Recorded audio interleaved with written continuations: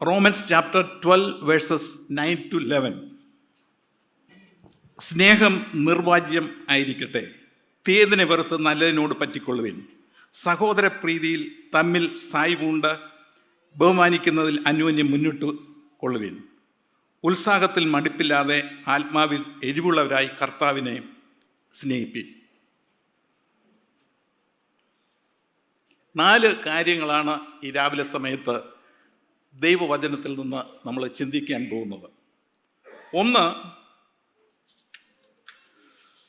Love must be sincere. Love must be sincere എന്ന് പറഞ്ഞാൽ സ്നേഹം നിർവാജ്യം ആയിരിക്കട്ടെ. അതിനകത്ത് യാതൊരു കലർപ്പും ഇല്ലാത്ത രൂപത്തിലുള്ള സ്നേഹം, അത് നമുക്ക് ദൈവത്തിൽ നിന്ന് മാത്രമേ ലഭിക്കൂ, കർത്താവിൽ നിന്ന് മാത്രമേ ലഭിക്കത്തുള്ളൂ. അതിനാണ് ക്രൈസ്റ്റ് ലൈക്ക് ക്യാരക്ടർ. നമ്മൾ ഈ സഭയിൽ വരുമ്പോൾ, അതിനുശേഷം ഇവിടെ നിന്ന് കടന്നു പോകുമ്പോൾ നമ്മുടെ ലൈഫിനെ കുറിച്ച് നമ്മൾ ചിന്തിക്കുക. ആരും പെർഫെക്റ്റ് അല്ല. ഞാൻ പറയുന്നത്, നമ്മൾ ഓരോരുത്തരും നമ്മുടെ ജീവിതത്തിൽ പലതരത്തിലുള്ള പ്രയാസങ്ങളും പ്രശ്നങ്ങളും ഉണ്ട് ഒരു ക്രിസ്തീയ ജീവിതം നയിക്കുന്നതിന്. എങ്ങനെ ക്രൈസ്റ്റ് ലൈക്ക് ക്യാരക്ടർ നമുക്ക് മറ്റുള്ളവരിലേക്ക് പകർന്നു കൊടുക്കാൻ സാധിക്കും? നമ്മൾ സംസാരിക്കുന്നതിനോടൊപ്പം തന്നെ ഒന്നാമത് നമ്മുടെ കുടുംബത്തിൽ, നമ്മുടെ സമൂഹത്തിൽ, നമ്മൾ പ്രവർത്തിക്കുന്ന മണ്ഡലങ്ങളിൽ യേശുവിനെ കുറിച്ച് നമ്മളൊരു വാക്ക് പറയുമ്പോൾ അതുപോലെ തന്നെ നമ്മുടെ ജീവിതവും കൂടെ പ്രാവർത്തികമാക്കണമെന്നാണ് പ്രത്യേകമായിട്ട് ഈ വചനത്തിൽ നിന്ന് ദൈവം നമ്മളെ ഓർപ്പിക്കുന്നത്. Love must be sincere. ഭാര്യ ഭർത്താക്കന്മാരുള്ള സ്നേഹം, കുഞ്ഞുങ്ങളും പിതാക്കനും പാതാവുമായിട്ടുള്ള സ്നേഹം, ഇതെല്ലാം ഇതിൽ നിന്ന് നമുക്ക് മനസ്സിലാക്കുവാനായിട്ട് സാധിക്കും. അത് നിർവാജ്യമായിരിക്കട്ടെ. നമ്മുടെ കുഞ്ഞുങ്ങൾ നമ്മളെ കാണാനായിട്ട് കൊതിക്കുന്ന, സ്നേഹിക്കുന്ന ഒരു പിതാവും മാതാവുമായിരിക്കണം നമ്മൾ. അതുപോലെ തന്നെ എപ്പോഴും നമ്മുടെ കുഞ്ഞുങ്ങളെ കാണുവാൻ വേണ്ടി, കുഞ്ഞുങ്ങൾക്ക് വേണ്ടി ജീവിക്കുന്നവരായിരിക്കണം നമ്മൾ ഓരോരുത്തരെയും നമ്മൾ ചിന്തിച്ചിട്ടല്ല ഭവനത്തിൽ ജനിച്ചിരിക്കുന്നത്. ദൈവം ഒരു പ്രത്യേക ദൗത്യത്തിനായിട്ട് നമ്മുടെ ഭവനത്തിലേക്ക് നമ്മളെ അയച്ചിരിക്കുകയാണ്. ഒരു പ്രത്യേക ഭവനത്തിലേക്ക് നമ്മളെ ചെറുപ്പക്കാരെയും നമ്മളെല്ലാവരെയും അയച്ചിരിക്കുകയാണ്. അവിടെ നമുക്കൊരു ദൗത്യമുണ്ട്. അത് സ്നേഹമാണ്. പരസ്പര സ്നേഹവും സന്തോഷവും സമാധാനമുള്ള ഒരു ഭവനമായിരിക്കണം, അങ്ങനെയുള്ള ഒരു സഭയായിരിക്കണം. അത് മറ്റുള്ളവർ കണ്ട് നമ്മളിലേക്ക് കടന്നു വരണം. ഞാൻ ചില ഉദാഹരണങ്ങൾ പറയാണ്. ആ ഉദാഹരണങ്ങളും ചില സംഭവങ്ങളും ഒരു പക്ഷേ നമ്മുടെ ക്രിസ്തീയ ജീവിതത്തിൽ ഒരു പക്ഷേ നമുക്കത് പ്രയോജനമായിട്ട് തീരും. ഒരുപക്ഷെ നിങ്ങൾ കേട്ട് കാണും, സിസ്റ്റർ ആൻ മേരി പെരുമ്പാവൂരിൽ നിന്ന് ഇൻഡോർ മധ്യപ്രദേശിലേക്ക് പോയിരുന്നു. അവിടുത്തെ ദൗത്യം എന്ന് പറയുന്നത്, ഇൻഡോറിൽ നിന്ന് ഏകദേശം 25 മൈൽ അപ്പുറേ ഉള്ള ഒരു ഗ്രാമത്തിൽ, ആ പ്രദേശത്ത് വർഷങ്ങളായിട്ട് അടിമ പ്രവർത്തനമാണ് അവിടെ നടന്നുകൊണ്ടിരുന്നത്. ദരിദ്രരായിട്ടുള്ളവർ എപ്പോഴും ദരിദ്രരായിട്ടായിരിക്കുകയാണ്. എന്നാൽ ധനവാന്മാരെ ഒരിക്കലും അവരെ സ്കൂളിലേക്ക് അയക്കത്തില്ല. ചൈൽഡ് ലേബർ വരെ അവിടെ ഉണ്ടായിരുന്നു. ഈ അവസരത്തിൽ ഈ സിസ്റ്റർ പോയി അവിടെ സ്കൂൾ തുടങ്ങി.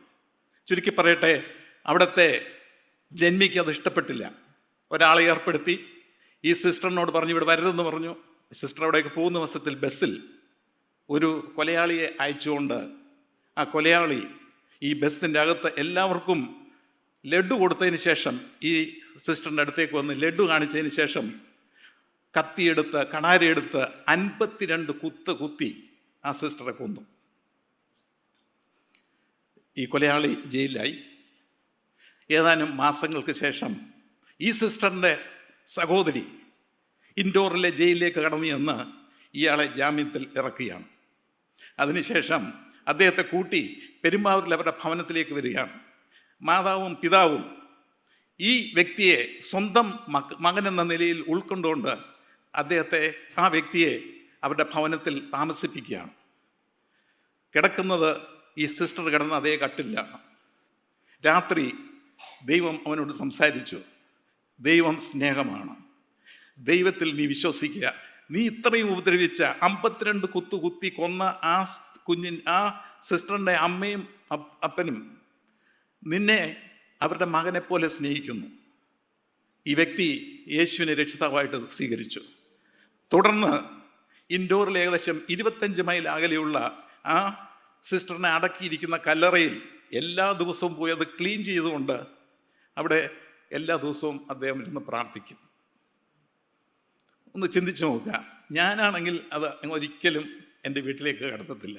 ഞാൻ പ്രസംഗിക്കും, പക്ഷേ എൻ്റെ ജീവിതത്തിലേക്ക് അങ്ങനെ ഒരാളെ കൊണ്ടുവന്ന് എൻ്റെ മകനെയോ മകളെയോ ഒന്ന് കട്ടിലയിൽ കിടത്തി മകനെ പോലെ നമ്മൾ നോക്കത്തില്ല. സ്നേഹം എന്ന് പറയുന്നത് തീർച്ചയായിട്ടും ദൈവസ്നേഹമുണ്ടെങ്കിൽ നമ്മൾ ശത്രുക്കളെ പോലും സ്നേഹിക്കും.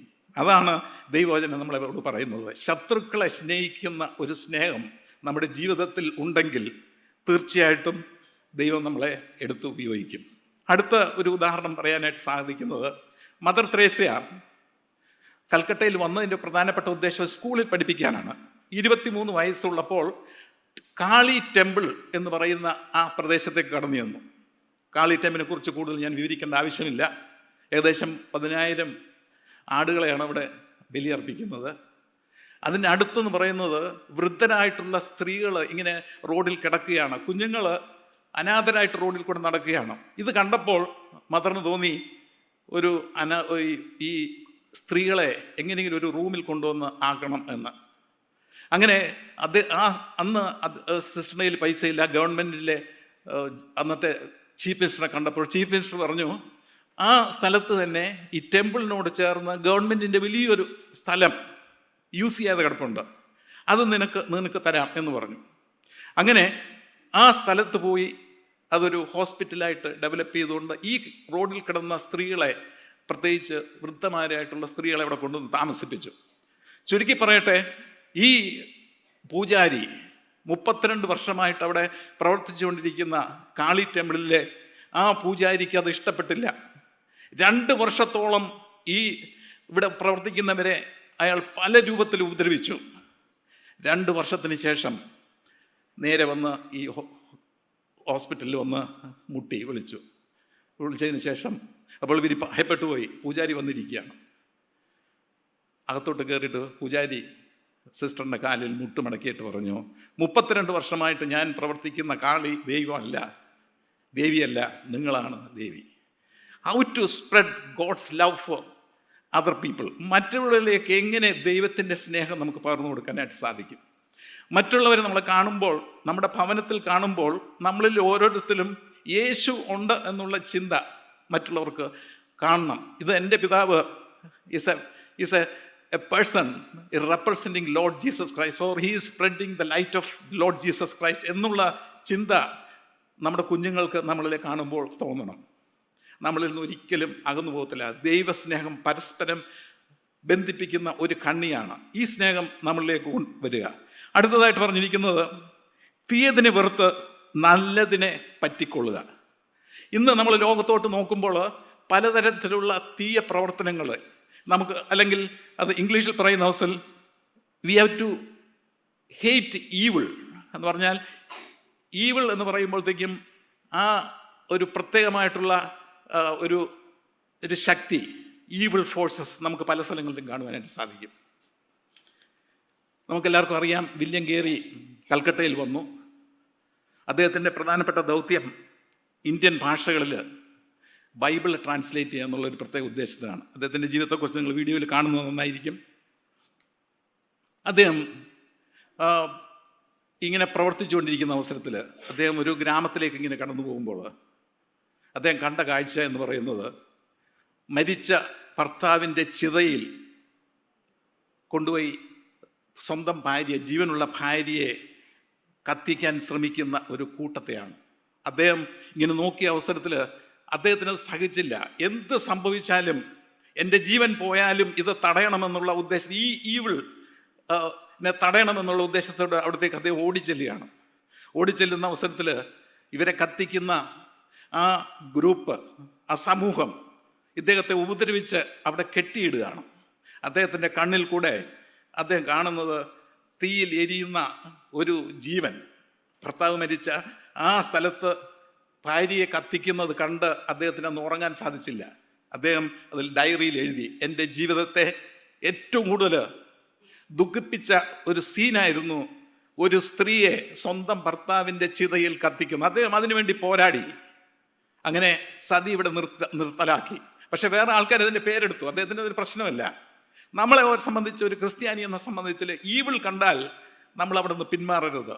സത്യസന്ധമായ നിലയിൽ അതിനെ എതിർക്കത്തക്ക വിധത്തിലുള്ള 100 പേര് എതിർത്താലും നമ്മൾ ഒറ്റയ്ക്ക് നിൽക്കണം എന്നുള്ളതാണ് ദൈവവചനം നമ്മളെ ഓർപ്പിക്കുന്നത്. മൂന്നാമതായിട്ട്, സഹോദര പ്രീതിയിൽ തമ്മിൽ സ്ഥായി പൂണ്ട ബഹുമാനത്തിൽ അന്യോന്യം മുന്നിട്ട് കൊള്ളുക. ഇവിടെ സഹോദര സ്നേഹം, അല്ലെങ്കിൽ we have to love each other as a brother.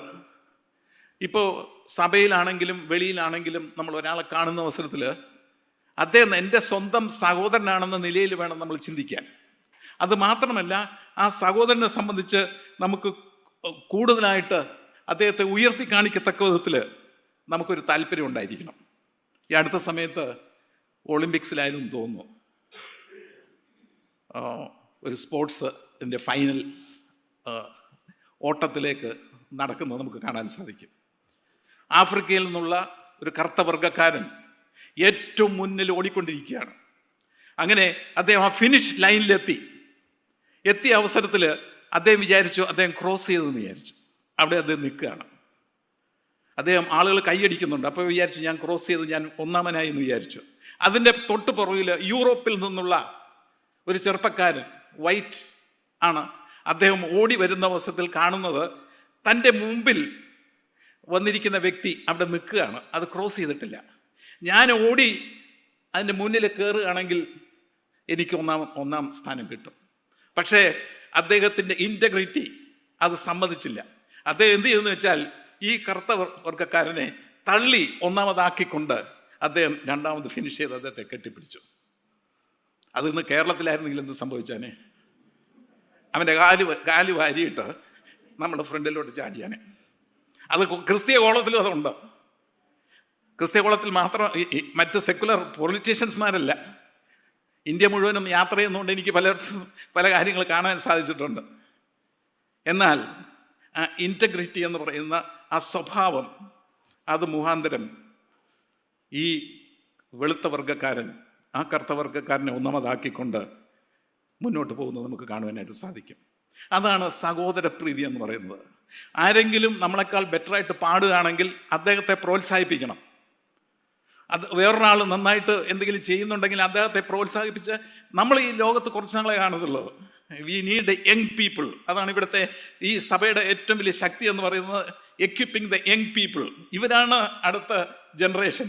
ഇവർക്ക് ചെയ്യാൻ പോകുന്ന കാര്യങ്ങളെ നമ്മളൊരു സെർവൻ്റ് എന്ന നിലയിൽ ഇവർക്ക് ഒരു പക്ഷേ ചില കാര്യങ്ങൾ അവർക്ക് വീക്ക്നെസ് ഉണ്ടായിരിക്കാം, പക്ഷെ ആ ഏരിയയിൽ we have to like a coach. നമുക്കിവരെ ചെയ്യുകയാണെങ്കിൽ ഇന്ത്യയിൽ സുവിശേഷം എത്തിക്കുവാനായിട്ട് സാധിക്കും.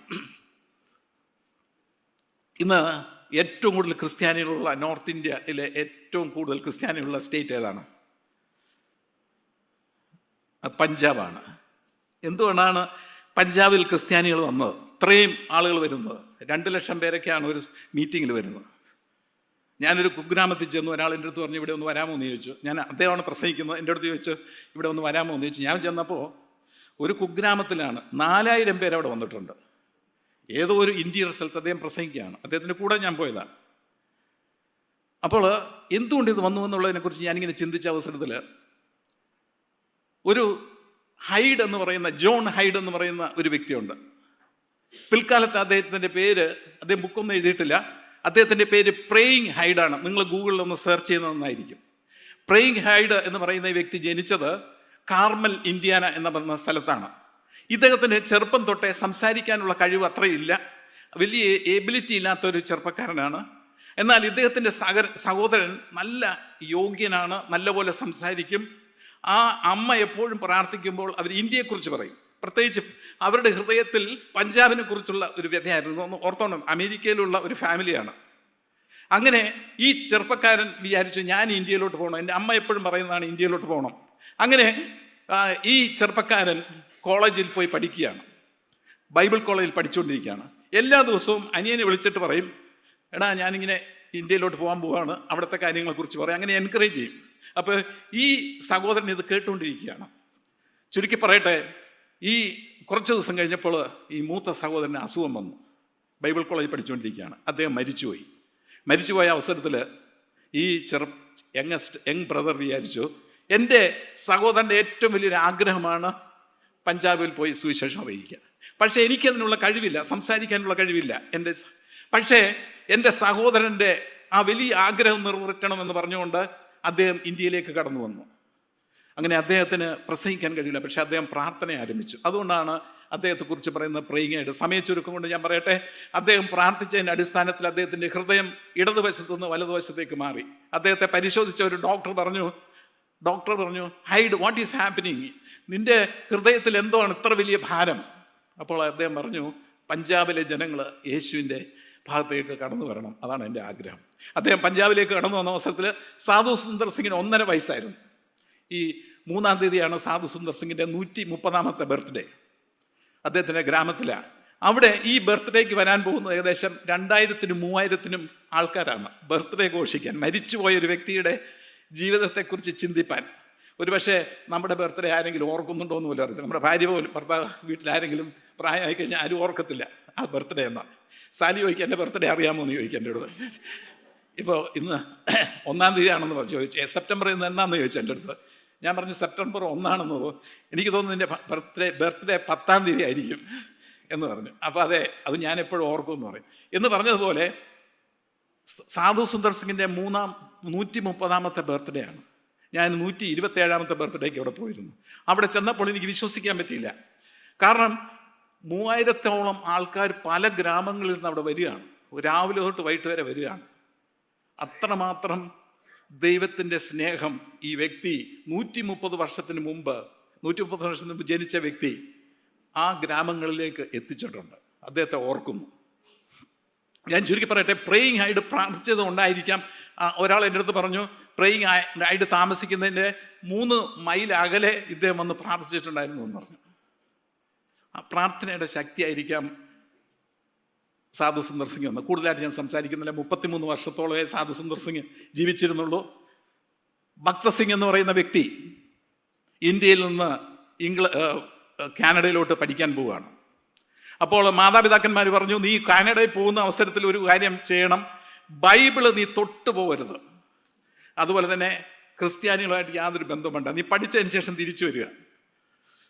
കാരണം എന്താണെന്ന് വെച്ചാൽ ഭക്ത സിംഗിൻ്റെ അങ്കിളായിരുന്നു ഡൽഹിയിലെ ഗവർണർ. ഏറ്റവും ധനാഢ്യമായിട്ടുള്ള കുടുംബത്തിൽ നിന്ന് പോവുകയാണ്. അങ്ങനെ ഭക്ത സിംഗ് കാനഡയിൽ പഠിച്ചുകൊണ്ടിരിക്കുന്ന അവസരത്തിൽ അദ്ദേഹത്തിൻ്റെ വെക്കേഷൻ ഉണ്ടായപ്പോൾ ഒരു ദിവസം അദ്ദേഹം ഷിപ്പിൽ കയറി ഇങ്ങനെ യാത്ര ചെയ്യുകയാണ്. വൈകിട്ട് അദ്ദേഹം ഡെക്കിൽ നിന്നിങ്ങനെ ആകാശവും കടലും ഒക്കെ ഇങ്ങനെ നോക്കി നിൽക്കുകയാണ്. ഈ അവസരത്തിൽ ഒരു ചെറുപ്പക്കാരൻ വന്ന് യേശുവിനെ കുറിച്ച് അദ്ദേഹമായിട്ട് സംസാരിച്ചു. യേശുവിനെ സ്വന്തം രക്ഷിതാവായിട്ട് കർത്താവായിട്ട് സ്വീകരിച്ചു. ചുരുക്കി പറയട്ടെ, മാതാപിതാക്കന്മാർ ഇദ്ദേഹത്തെ പറഞ്ഞു, ഇനി ഇന്ത്യയിലോട്ട് കടന്നു വരേണ്ട എന്ന് പറഞ്ഞു. അദ്ദേഹം പറഞ്ഞു, ഞാൻ സുവിശേഷമായിട്ട് ഇന്ത്യയിലോട്ട് കടന്നു വരും. ബോംബെയിലെ തെരുവുകളിൽ അദ്ദേഹം മിനിസ്ട്രി ആരംഭിച്ചു. തെരുവിലാണ് കിടന്നുകൊണ്ടിരുന്നത്. അദ്ദേഹം മരിക്കുമ്പോൾ 10,000 സഭകൾ ഇന്ത്യയിൽ ആരംഭിച്ചു. 6 ലക്ഷം ആൾക്കാരാണ് അദ്ദേഹത്തിൻ്റെ ബെറിയൽ സർവീസ് അറ്റൻഡ് ചെയ്തത്. ലോകത്ത് ഇത്രയും ഒരു സർവീസ്, ബെറിയൽ സർവീസിന് ഇത്രയും പേര് വന്ന് ഞാൻ കണ്ടിട്ടില്ല. അവിടെ ആ വീഡിയോ ഉണ്ട്. അതിലോട്ട് നമ്മൾ നോക്കുന്ന അവസരത്തിൽ കറക്റ്റ് ആ ബോഡി വെക്കുന്ന അവസരത്തിൽ ആ സണ്ണ് വന്ന് ക്ലൗഡ് വന്ന് മൂടുന്നതായിട്ട് നമുക്ക് കാണും. ഇത്രയും സുവിശേഷ പ്രവർത്തനം വേണ്ടി നിന്നൊരു വ്യക്തി. ഇതെല്ലാം സ്റ്റാർട്ട് ചെയ്തത് പ്രേയിങ് ഹൈഡ് മുഖാന്തരമാണ്. ചുരുക്കി പറയട്ടെ, ഭക്ത സിംഗിൻ്റെ ജീവിതത്തിൽ ഒരു കാര്യം കൂടെ പറഞ്ഞ് ആ ഭാഗത്തേക്ക് വിടാം. ഭക്ത സിംഗ് പോയി പുഷ്കർ ടെമ്പിൾ എന്ന് പറയുന്ന സ്ഥലത്തുനിന്ന് വെള്ളം എടുത്ത് പ്രാർത്ഥിച്ചു. ഒരൊറ്റ ക്രിസ്ത്യാനികൾ പോലും ഇല്ല. അദ്ദേഹം പ്രാർത്ഥിച്ചു, ദൈവമേ ഇവിടെ നിന്ന് ഒരാളെ റേസ് ചെയ്യണമെന്ന്.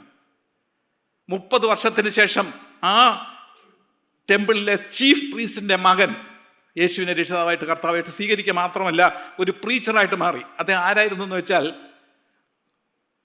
രാജസ്ഥാനിലെ കോൺഗ്രസ് പ്രസിഡന്റ് ആയിരുന്നു, MP ആയിരുന്നു. അത് രാജിവെച്ചതിന് ശേഷം സുവിശേഷം കേട്ടപ്പോൾ സുവിശേഷത്തിന് വേണ്ടി ഇറങ്ങി. അങ്ങനെ ഇതെല്ലാം ഈ ഭക്ത സിംഗും ധരംപ്രകാശ് ശർമ്മയും സാധു സുന്ദർ സിംഗ് എല്ലാം വരാനൊരു കാരണം തീർച്ചയായിട്ടും ആ പ്രേയിങ് ഹൈഡ് പ്രാർത്ഥിച്ചതിൻ്റെ അടിസ്ഥാനത്തിലായിരിക്കണം. ക്രിസ്തീയ വിശ്വാസികളും ആ പ്രദേശത്തിരിക്കുന്നവർ പ്രേയിങ് ഹൈഡിനെ കുറിച്ച് പറയുമ്പോൾ എന്നോട് പറഞ്ഞ ചില കാര്യങ്ങളാണ് ഞാൻ നിങ്ങളോട് പറയുന്നത്. പ്രാർത്ഥന എന്ന് പറയുന്നത് വലിയൊരു ശക്തിയാണ്. ആ ശക്തി മുഖാന്തരം ഇന്ത്യയിൽ സുവിശേഷം എത്തിക്കുവാനായിട്ട് സാധിക്കും. അവസാനമായിട്ടൊരു കാര്യം കൂടെ പറയാനായിട്ട് ആഗ്രഹിക്കുകയാണ്. ഉത്സാഹത്തിൽ മടുപ്പില്ലാതെ ആത്മാവിൽ എലിവുള്ളവരായി കർത്താവിനെ സ്നേഹിപ്പിൻ. ആദ്യത്തെ ബൈബിൾ പ്രിൻ്റ് ചെയ്തത് തമിഴ് ഭാഷയിലാണ്. 1706 ബർത്തലോമിയ ഷേഗൻബാഗ് എന്ന് പറയുന്ന ചെറുപ്പക്കാരൻ കപ്പൽ കയറി ഇന്ത്യയിലോട്ട് വരികയാണ്. അതിന് കാരണം എന്താണെന്ന് വെച്ചാൽ ഡെൻമാർക്കിലെ രാജാവ് പറഞ്ഞു, എനിക്ക് ഒരാളെ ആവശ്യമുണ്ട്. ഇന്ത്യയിൽ കടന്നു വന്ന് തമിഴ് ഭാഷയിൽ അവർക്ക് വേണ്ടി ബൈബിള് എഴുതി കൊടുക്കണം. കാരണം അന്നത്തെ സമയത്ത് ഈ തരങ്കമ്പാടി എന്ന സ്ഥലം റൂൾ ചെയ്തുകൊണ്ടിരുന്ന ഡെൻമാർക്കിലെ രാജാവായിരുന്നു. പരിശുദ്ധാത്മാവ് പറഞ്ഞു, നീ ആ പ്രദേശം റൂൾ ചെയ്യുന്ന അവസരത്തിൽ അവിടുത്തെ ജനങ്ങൾക്ക് ദൈവത്തിൻ്റെ വചനം എത്തിക്കണം. അങ്ങനെ അവർ കണ്ടുപിടിച്ചൊരു വ്യക്തിയാണ് ഈ പറയുന്ന ബർത്തലോമിയ ഷേഗൻബാഗ്. ബർത്തലോമിയ ഷേഗൻബാഗ് ഡെൻമാർക്കുകാരനായിരുന്നെങ്കിലും അദ്ദേഹം ജർമ്മനിയിൽ തിയോളജി പഠിച്ചുകൊണ്ടിരിക്കുന്ന അവസരത്തിൽ ആ വ്യക്തിയുടെ മാതാവ് പ്രാർത്ഥിക്കുമായിരുന്നു, നീ ഒരു സുവിശേഷകനായിട്ട് മാറണം, ഇന്ത്യയിലോട്ട് പോകണം. അങ്ങനെ അദ്ദേഹം തീരുമാനിച്ചു ഇന്ത്യയിലേക്ക് കടന്നു വരണമെന്ന്. അങ്ങനെയാണ് അദ്ദേഹം ഇന്ത്യയിലോട്ട് കടന്നു വരുവാനായിട്ട് തീരുമാനിച്ചത്. പക്ഷേ അദ്ദേഹത്തിന് വയറിൽ ഒരു പ്രശ്നമുണ്ടായിരുന്നു. പിൽക്കാലത്തത് പറയുന്നത് ക്യാൻസറാണെന്നാണ്. എന്നാൽ അദ്ദേഹം ദൈവവചനം തമിഴ് ഭാഷക്കാർക്ക് കൊടുക്കണമെന്നുള്ള ഉദ്ദേശത്തോടുകൂടി ഇന്ത്യയിലേക്ക് കടന്നു വന്നു. അവിടുന്ന് യാത്ര ചെയ്യുന്നത് പായ്ക്കപ്പലിലാണ്.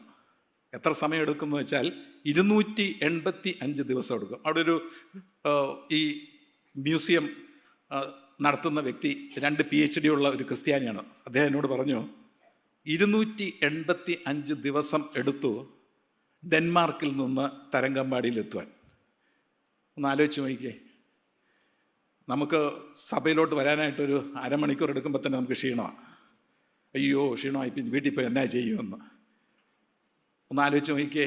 285 ദിവസം. അതിനുശേഷം അദ്ദേഹം എന്നോട് പറഞ്ഞു, ഈ തിയോളജിൻ എൻ്റെ അടുത്ത് പറഞ്ഞു, ഒരാഴ്ച കഴിഞ്ഞപ്പോഴത്തേക്കും ഫുഡ് തീർന്നു.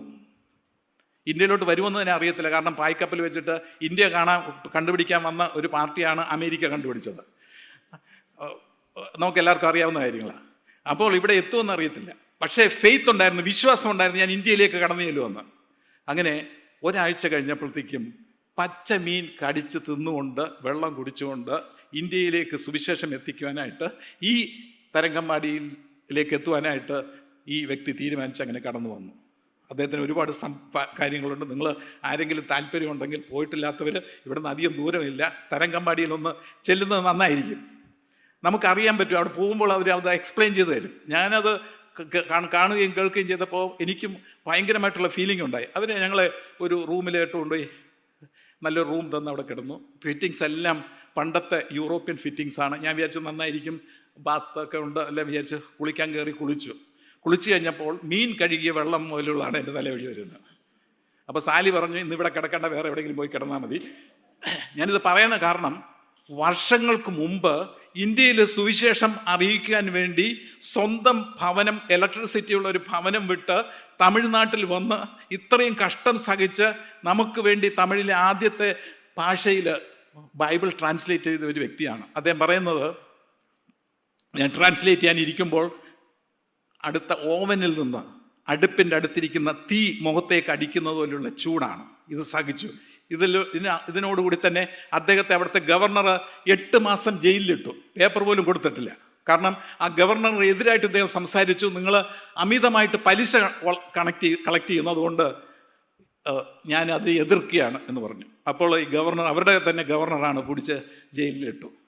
അപ്പോൾ ഈ പേപ്പർ കൊടുക്കാൻ വന്നത് വേറൊരു മതത്തിലുള്ള ഒരു വ്യക്തി എല്ലാ ദിവസവും, ഒരു പോലീസുകാരൻ പേപ്പർ കൊണ്ടുവന്ന് പെൻസിലും കൊടുത്ത് അത് എഴുതി കഴിയുമ്പോൾ അദ്ദേഹം എടുത്തുകൊണ്ട് വീട്ടിൽ വെക്കും.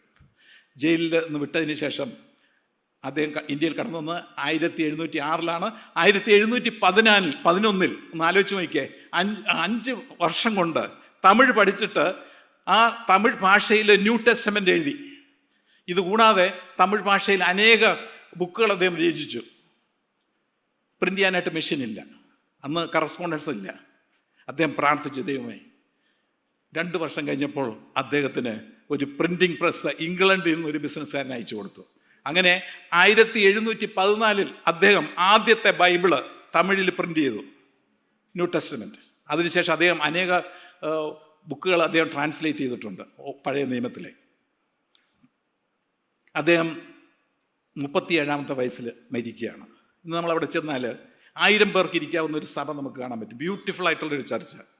അത് മാത്രമല്ല, അദ്ദേഹം 1000 പേർക്ക് ബാപ്റ്റിസം കൊടുത്തിട്ടുണ്ട്. 4 സഭകൾ അദ്ദേഹം ആരംഭിച്ചു ഈ ട്രാൻസ്ലേഷൻ ചെയ്തത് കൂടാതെ.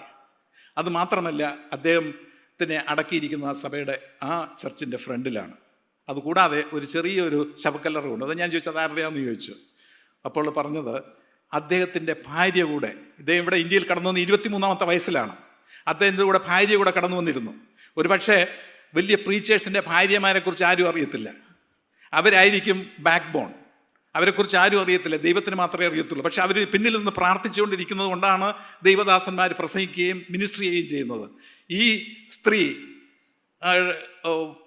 മരിക്കുന്ന അവസരത്തിൽ, ബർത്തലോമേയ സ്നേഹൻ മരിക്കുന്ന അവസരത്തിൽ ഈ സ്ത്രീക്ക് അവർക്ക് 5 വയസ്സുള്ളൊരു കുഞ്ഞും, ആൺകുഞ്ഞും, അത് മാത്രമല്ല 8 മാസം ഗർഭിണിയായിട്ടുള്ള ഒരു സ്ത്രീയാണ്. പലരും പറഞ്ഞു തിരിച്ചു പോകാൻ പറഞ്ഞു. ഇല്ല, ഞാനിവിടെ തന്നെ നിൽക്കുമെന്ന് പറഞ്ഞു.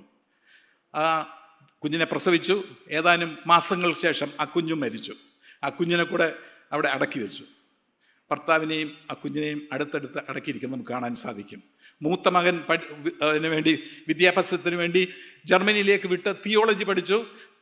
ആ വ്യക്തി 45 വർഷത്തിന് മുമ്പ്, വില്യം കേരി ഇന്ത്യയിലോട്ട് വരുന്നതിന് മുമ്പ് കൽക്കട്ടയിൽ മിനിസ്ട്രി ആരംഭിച്ചു. ബർത്തലോമേയ ശേഖൻബാഗ് മരിച്ചു.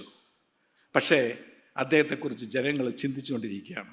2015 കോയമ്പത്തൂർ നടന്ന തമിഴ് മാനിലം എന്ന് പറയുന്നത്, അതായത് എല്ലാ ലോകത്തുള്ള അതല്ല ഹിന്ദുക്കളൊക്കെയാണ് അത് ആരംഭിച്ചത്. വലിയ ഗ്രൗണ്ടിൻ്റെ എൻട്രൻസിൽ ബർത്തലോമേയ ശേഖൻബാഗിൻ്റെ വലിയൊരു സ്റ്റാച്ചു വെച്ചതിന് ശേഷം അദ്ദേഹം ബൈബിൾ ഇങ്ങനെ ഉയർത്തിപ്പിടിച്ചുകൊണ്ട് നിൽക്കുന്ന ഒരു ചിത്രമാണ് ആ എൻട്രൻസിൽ വെച്ചിരുന്നത്. ദൈവം, ലോകം അദ്ദേഹത്തെ മാനിച്ചു. കാരണം എന്താണെന്ന് വെച്ചാൽ അദ്ദേഹം മുഖാന്തരം ദൈവത്തിൻ്റെ സ്നേഹം തമിഴ് ഭാഷയിൽ ഏറ്റവും വലിയ കോൺട്രിബ്യൂഷൻ നൽകിയത് ഒരു മിഷണറിയാണ്. ഹിന്ദി ഭാഷയിൽ 400 വർഷത്തിന് മുമ്പ് ഹിന്ദി ഭാഷയിലായിരുന്നു. ഒരു മിഷണറിയായിരുന്നു ഈ ഹിന്ദി ഭാഷ ഉണ്ടാക്കിയത്. ആ ഹിന്ദിയിലാണ് ഒരു പക്ഷേ നമ്മളെ എല്ലാവരും കുറ്റം പറയുന്നത്, ക്രിസ്ത്യാനികളാണ് നശിപ്പിച്ചതെന്ന്. ചുരുക്കി പറയട്ടെ, ദൈവം അനേക ദൈവദാസന്മാരെ ഉയർപ്പിച്ചിട്ടുണ്ട്. ഇന്ന് we wanted to the young generation, ചെറുപ്പക്കാരായിട്ടുള്ള വ്യക്തികൾ സുവിശേഷമായിട്ട് ലോകത്തിലേക്ക് എത്തുക. ഈ സ്നേഹം മറ്റുള്ളവരിലേക്ക് പകർന്നു കൊടുക്കുക. ദൈവം നമ്മളെ ഓരോരുത്തരെയും അനുഗ്രഹിക്കട്ടെ. ദൈവം നമ്മളെ ഓരോരുത്തരെയും പേർ ചൊല്ലി വിളിച്ചിരിക്കുകയാണ്. നമ്മളെ സംബന്ധിച്ച് ദൈവത്തിനൊരു ഉദ്ദേശമുണ്ട്. അത് നിർവഹിക്കാൻ ഈ സഭ അതിന് മുഖാന്തരമായിട്ട് തീരട്ടെ. ഇന്ത്യയിലേക്കുള്ള സുവിശേഷത്തിൻ്റെ ഒരു അടിസ്ഥാനമായിട്ട് ഈ സഭ തീർന്നിട്ടുണ്ട്. അത് തീരുകയും ചെയ്യും. ഭാവിയിൽ അനേക ദൈവദാസന്മാർ ഇവിടെ നിന്ന് ഉയർത്തട്ടെ എന്നുള്ള പ്രാർത്ഥനയോട് എൻ്റെ വാക്കുകൾ ചുരുക്കുകയാണ്. ദൈവം നമ്മളെ അനുഗ്രഹിക്കട്ടെ. Thank you. ഇന്ന് കേട്ട ഈ സന്ദേശം തീർച്ചയായിട്ടും നിങ്ങൾക്ക് അനുഗ്രഹമായിരുന്നു ഞങ്ങൾ വിശ്വസിക്കുന്നു. ഒരുപക്ഷെ നിങ്ങൾ ഇതുവരെയും ഈ ചാനൽ സബ്സ്ക്രൈബ് ചെയ്തിട്ടില്ലെങ്കിൽ ദയവായി ഇപ്പം തന്നെ ഒന്ന് സബ്സ്ക്രൈബ് ചെയ്യുക. ഈ സന്ദേശം മറ്റു ചിലർ കൂടി ഒന്ന് ഫോർവേഡ് ചെയ്ത് കൊടുക്കുക. നിങ്ങൾക്കിത് അനുഗ്രഹമായിരുന്നെങ്കിൽ തീർച്ചയായിട്ടും അത് മറ്റുള്ളവർക്കും ഒരു അനുഗ്രഹമായി തീരുവാൻ അത് കാരണമായി തീരും. God bless you.